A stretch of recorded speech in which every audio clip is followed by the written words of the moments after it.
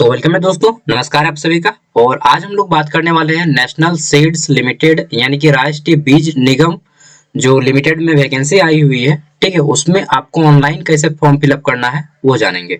इसे आप अपने मोबाइल से या लैपटॉप से दोनों से कर सकते हैं, ठीक है। तो देखिए, सबसे पहले इस वेबसाइट पे आ जाना है और इसका लिंक भी मैं आपको वीडियो का डिस्क्रिप्शन में दे दूंगा, ठीक है। और अगर आप खुद आना चाहते हैं तो गूगल में सर्च मारिएगा। सर्च क्या मारना है? नेशनल सीड्स कॉर्पोरेशन, ये आपको लिख के सर्च मारना है, ठीक है। लिख के सर्च मारिएगा, आपके सामने ये वेबसाइट आ जाएगा। देखिए यहाँ पे बीज वगैरह का चित्र है। तो सिंपली इस पे वेलकम नेशनल सीड्स कॉर्पोरेशन, इस पे क्लिक करना है। इसका वेबसाइट खुल जाएगा। अब क्या करना है, यहाँ पे देखिए आपको शो हो रहा होगा। देखिए ये वाला कहाँ गया? रिक्वायरमेंट, ठीक है। यहाँ पे थर्ड नंबर पे अबाउट टेंडर एंड रिक्वायरमेंट यहाँ पे आता है, इस पे आपको क्लिक करना है। तो यहाँ पे आपको दो दिखेगा, एक लास्ट में करंट वैकेंसी दिखेगा, इस पे आपको क्लिक करना है, ठीक है। क्लिक कीजिएगा तो आप लोग करंट वैकेंसी के पेज पे आ जाइएगा। अब देखिए यहाँ पे आपको एक तरफ लिखा होगा click here to apply online, ठीक है। और यहाँ पे एडवर्टाइजमेंट है, आप चाहे एडवर्टाइजमेंट को डाउनलोड करके पढ़ सकते हैं और यहाँ से अप्लाई शुरू होगा। तो क्लिक कीजिएगा, ये आपका फॉर्म खुल जाएगा, ठीक है। मैं लिंक जो वीडियो का डिस्क्रिप्शन में दूंगा वो यहाँ का दूंगा, ठीक है। अब देखिए यहाँ पे आपका सबसे पहले रजिस्ट्रेशन करना होगा। न्यू रजिस्ट्रेशन यहाँ पे है, इस पे क्लिक कीजिएगा तो आपके सामने कुछ इस तरह से डाटा आ जाएगा। प्राइवेसी नोटिस गॉट इट पे क्लिक करना है। अब यहाँ से आपको पढ़ लेना है, या फिर आप होम में आते हैं तो ये भी आएगा, यहाँ से भी आप चाहे तो आ सकते हैं।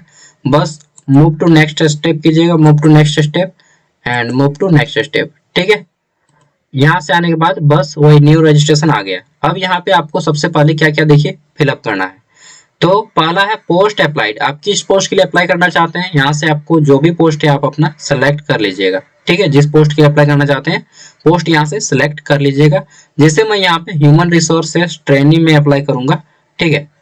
तो ह्यूमन रिसोर्सेस कहाँ गया यार, HR ट्रेनिंग, ठीक है, मैनेजमेंट ट्रेनिंग, जो भी आपका पोस्ट हो तो आप यहाँ से अपना पोस्ट को सिलेक्ट कर लीजिएगा, ठीक है। मैं अकाउंटेंट सिलेक्ट करता हूँ। बहुत सारा पोस्ट है, कोई भी। फिर आपको यहाँ पे अपना नाम लिख देना है कैपिटल लेटर में, पूरा नाम। नेशनलिटी में यहाँ पे इंडियन सिलेक्ट कर लेना है। रिलीजन आप अपना चुन लीजिएगा, जो भी धर्म है आपका, ठीक है। हिंदू, मुस्लिम, सिख, ईसाई, Christian, Jain, Buddhist, Parsi, other. Next है आपका जेंडर बताना है, आप मेल हैं, फीमेल हैं या ट्रांसजेंडर हैं, ठीक है। मैं इसी को डाल दिया हूँ, चलिए। नहीं यार, चलो भाई ऐसा ही डालूंगा, कैरेक्टर पे शक नहीं होना चाहिए ना। जेंडर आपका, उसके बाद कैटेगरी आपको सेलेक्ट कर लेना है। आप ST SC OBC क्या है, OBC है तो OBC NCL लगेगा, यानी कि नॉन क्रिमिलियर, ठीक है। और नेक्स्ट है आपका, यहाँ पे पूछा जा रहा है कि are you a person with benchmark, अगर आप शारीरिक रूप से विकलांग हैं तो यस कीजिएगा। यस कीजिएगा तो यहाँ पे आपको परसेंटेज देना पड़ेगा और फिर आप किस तरह के विकलांगता है वो आपको बताना पड़ेगा। और अगर आप नहीं है तो सिंपली नो कीजिए। फिर पूछ रहा है कि अगर आप एक्स सर्विसमैन हो, यस कीजिए, और नहीं है तो फिर नो कीजिएगा। फिर पूछ जाएगा कि are you current working NSC, अगर आप वर्तमान समय में राष्ट्रीय जो बीज कारपोरेशन है इसमें अगर काम करते हैं तो यस करना है, और नहीं काम करते हैं तो नो करना है। डेट ऑफ बर्थ यहाँ पे आपको टाइप करना है। टाइप क्या करना है, यहाँ पे देखिए 2006 जो लिखा हुआ है इस पे क्लिक करके अपना बर्थ ईयर सेलेक्ट कर लेना है। मंथ से आप लोग यहाँ से मंथ सेलेक्ट कर लीजिएगा और डेट पे क्लिक कर दीजिएगा, तो जो भी आपका बर्थ ईयर इस तरह से आ जाएगा, ठीक है। मैं एग्जाम्पल दे रहा हूँ। फिर ईमेल एड्रेस, यहाँ पे आपको अपनी ईमेल आईडी डाल देनी है, ठीक है। देन आपको यहाँ पे अपना एक मोबाइल नंबर दे देना है। उसके बाद कंटिन्यू पे क्लिक करना है। चलिए, ये सारी चीजें मैं आपको करके दिखाता हूँ और क्या होता है वो भी मैं बताता हूँ, ठीक है। दोस्तों, कंटिन्यू करने के बाद आपका मोबाइल में OTP आएगा, ओके करने बोलेगा, ओके कीजिएगा। फिर OTP आएगा, ये OTP आपको ईमेल में आएगा, ठीक है। OTP को डाल के फिर से आपको कंटिन्यू पे क्लिक करना है। तो चलिए करते हैं और आगे बढ़ते हैं। अब देखिए, कंटिन्यू करने के बाद आपके सामने ये पोर्टल ओपन हो गया होगा, डैशबोर्ड, ठीक है। यहाँ पे आपका नाम लिखा होगा और यहाँ पे आपका रजिस्ट्रेशन इंफॉर्मेशन होगा, ठीक है।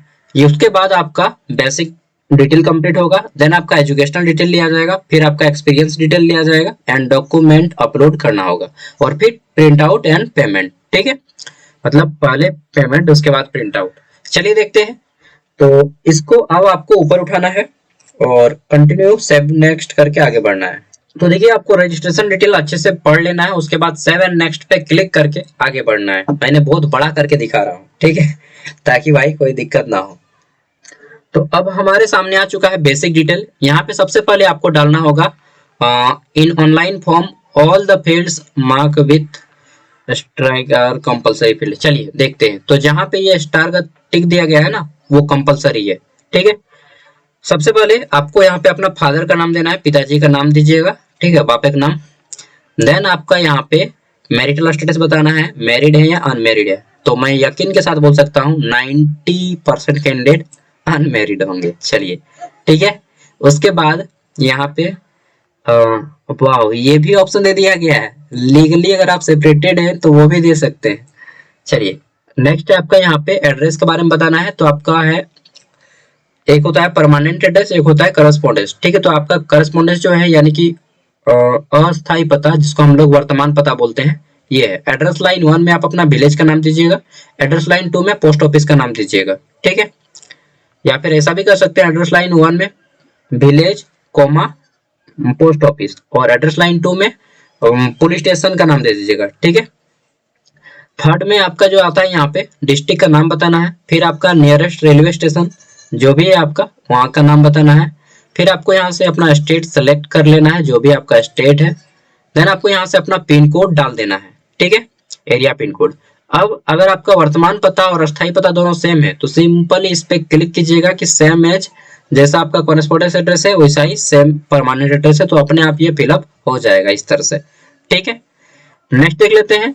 अब यहाँ पे आपका टेस्ट सेंटर पूछा गया है कि आपको 5 गो, बाप रे कई गो टेस्ट सेंटर है, 10 को एग्जाम सेंटर चुनेंगे, ठीक है। तो यहाँ से इस तरह से आपको अपना 10 गो एग्जाम सेंटर चुन लेना है।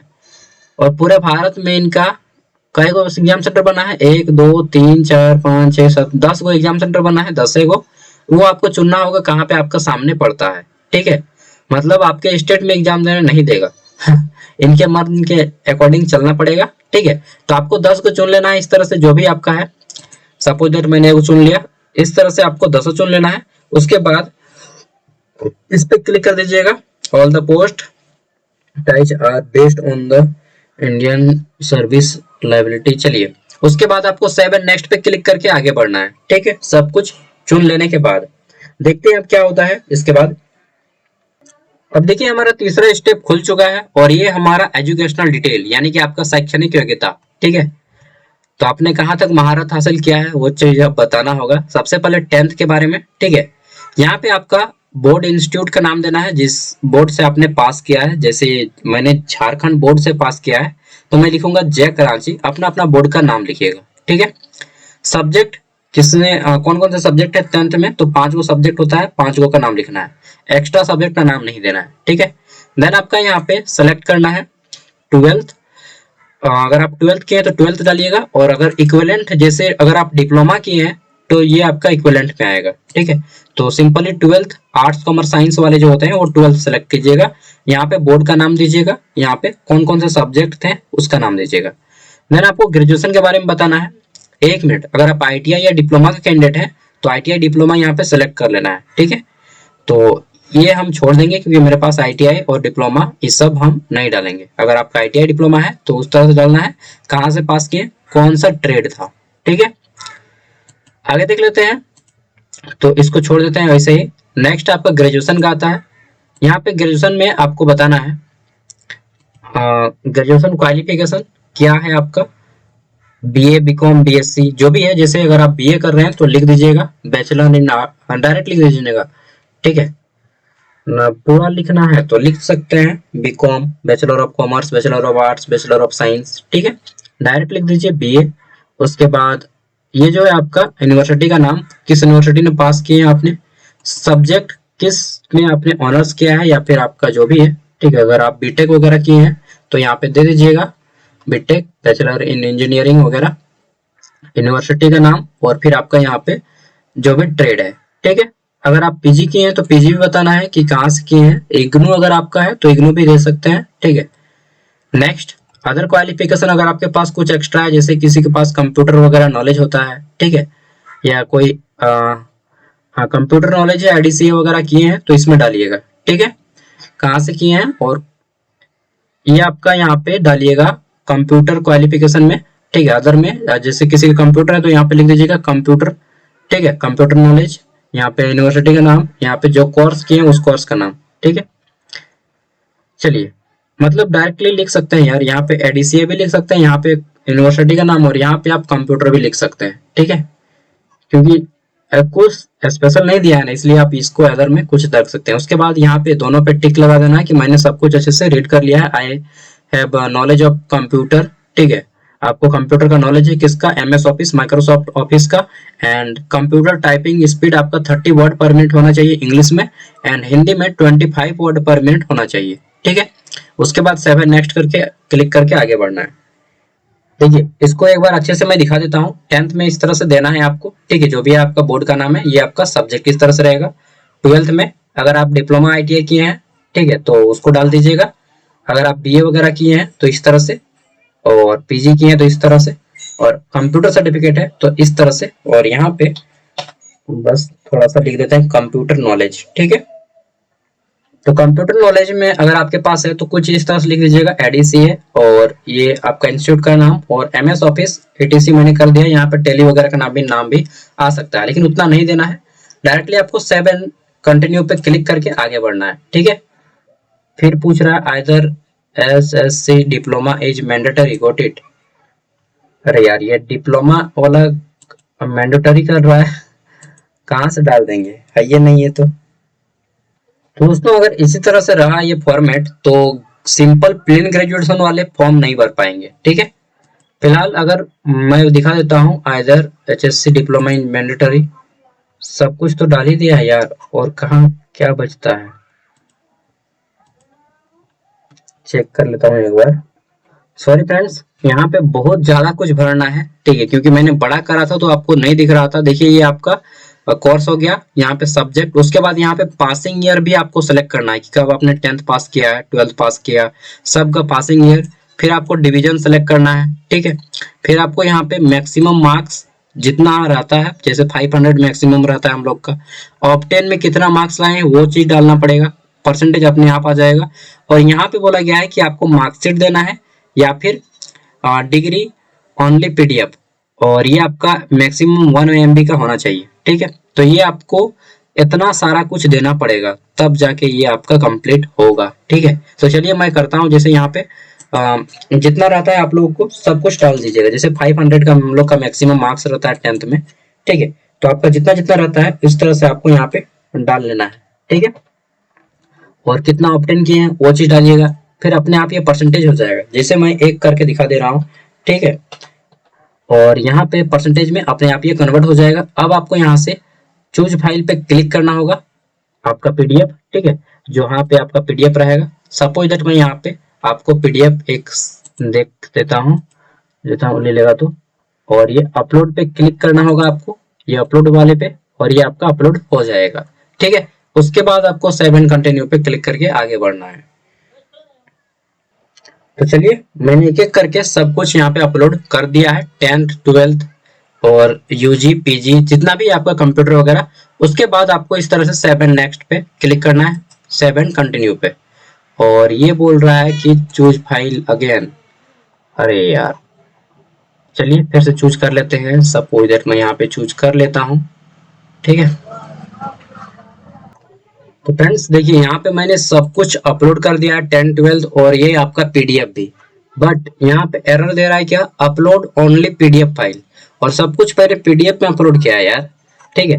हो सकता है ये वेबसाइट अभी अभी जस्ट बना हुआ है, मतलब कितना 1 घंटा हुआ खोले हुए, और हम ये फॉर्म अप्लाई कर रहे हैं, तो हो सकता है इसके कारण कुछ इशू आ रहा है। देखिए, आपके सामने मैं करके दिखाता हूँ, लेकिन फिर भी इसका प्रॉब्लम सॉल्व नहीं हो रहा है, ठीक है। ये मैंने पीडीएफ में अपलोड कर दिया और ये अपलोड कर दिया, ठीक है। देन फिर भी आ रहा है कि अपलोड ओनली पीडीएफ फाइल। अरे भाई, पीडीएफ पे, अरे यार, ठीक है। तो हो सकता है ये आपका टेक्निकल एरर हो, जो आफ्टर सम टाइम बाद अच्छा हो जाए। उसके बाद ये आपका एक्सपीरियंस डिटेल आएगा, फिर आपका डॉक्यूमेंट अपलोड करने आएगा, ठीक है। एंड डॉक्यूमेंट में आपको फोटो सिग्नेचर अपलोड करना होगा, फिर आपका पेमेंट होगा, एंड देन फाइनल हो जाएगा, ठीक है। तो बस सॉरी, इस वीडियो को मैं ज्यादा दूर तक नहीं ले पाया गया क्योंकि ये टेक्निकल एरर आ गया, ठीक है।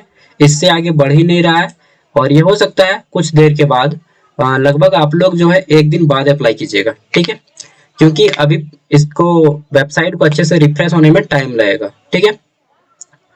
चलिए मिलते हैं नेक्स्ट वीडियो में। और आपका एग्जाम जो सेंटर है वही के आसपास है, एग्जाम आपका मैक्सिमम 3 मंथ के अंदर एग्जाम हो जाएगा, ठीक है। चलिए, और इसका सिलेबस थोड़ा सा डिफरेंट है तो आपको डिफरेंट तरीके से तैयारी करना पड़ेगा। ऑल द बेस्ट, बाय, मिलते हैं नेक्स्ट वीडियो में।